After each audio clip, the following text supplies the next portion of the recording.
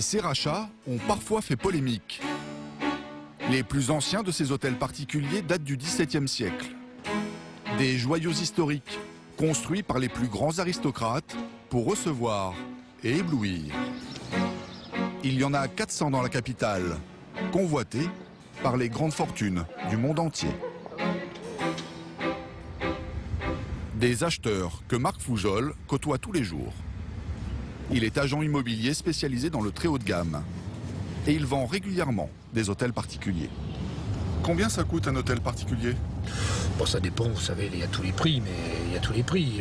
Parce qu'un petit hôtel particulier, ça peut valoir 2-3 millions d'euros.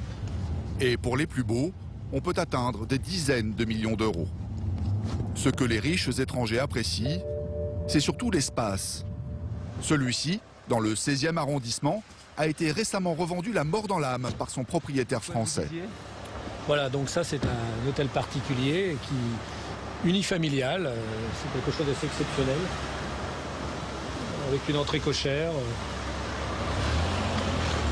avec la loge du gardien sur la gauche, un jardin intérieur, une terrasse, et puis un intérieur absolument magique, avec des éléments de boiserie, avec une salle d'orgue. C'était quelqu'un qui adorait les hôtels particuliers et qui était amoureux des hôtels particuliers, qui malheureusement, c'est une division qui l'a vendu, parce qu'ils n'ont pas pu conserver. C'est très grand, il y a 1200 mètres carrés. Et c'est une famille qui l'a acheté, qui va en faire sa résidence principale. La famille en question n'est pas française, mais originaire d'Europe de l'Est. Et elle se sentait un peu à l'étroit. Ce sont des gens qui voulaient une grande surface, qui avaient un appartement parisien déjà... un grand appartement familial à Paris et qui souhaitait avoir plus de place, avoir de quoi ranger les voitures, d'avoir un jardin, une belle terrasse, puis d'être chez soi, quoi. Parce que là, vous n'avez pas de copropriété. C'est l'avantage. C'est que vous êtes seul, vous n'avez pas de copropriétaire, vous n'avez pas de gens au-dessus, pas de gens en dessous, vous avez des superbes caves, vous avez de l'espace que vous ne trouveriez pas. Il y a très peu d'appartements de 1000 mètres carrés à Paris. Dans cet univers très secret, difficile de connaître le montant exact de la transaction. Mais selon nos estimations, l'hôtel est parti aux environs de 20 millions d'euros.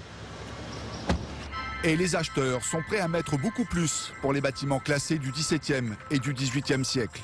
En ce moment, l'offre est particulièrement importante. Car l'État, pour faire des économies, a décidé de mettre sur le marché quelques-uns de ses palais, dont le splendide ministère de la Marine, place de la Concorde. On vient pour la visite. Ou bien encore, l'hôtel de Seignolay dans le 17e arrondissement, que vient visiter notre agent immobilier. Je vous redis bonjour, monsieur. Monsieur va nous faire visiter, monsieur. Donc, vous vous occupez de l'ensemble de la maintenance. La maintenance, hein. Marc Foujol vient le visiter pour le proposer ensuite à ses riches clients. Bonjour, monsieur. L'escalier d'honneur est sympathique. Ouais. Mais vous n'avez pas trop froid l'hiver, ça va ici? Léger. Le bâtiment date du XVIIIe siècle. Et c'est une annexe de Bercy, le ministère de l'économie.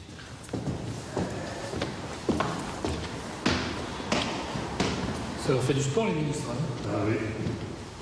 L'air de rien, l'agent immobilier se renseigne sur la concurrence. Vous savez pas trop, il y a des étrangers, beaucoup de Français, non? Oui, il y a des Français, des étrangers. Ah, d'accord. Mais bon, je ne sais pas trop. Oui, parce bien que, sûr. ils sont représentés par des intermédiaires. Des intermédiaires, comme Oui. vous. Et souvent, les gens parlent français. Ça fait, je crois, 2000 ou 3000 mètres carrés, c'est ça, si je ne m'abuse. Oui, il faudrait qu'on trouve un prince. Oui. Faut gagner le loto. Ou voilà, un gagnant du loto, voilà, tout à fait. On va continuer peut-être par ces pièces en enfilade, là, qui sont exceptionnelles. Il y a 2700 mètres carrés de bureaux Le petit salon. et un appartement de fonction de 165 mètres carrés. Et voilà le clou de la visite.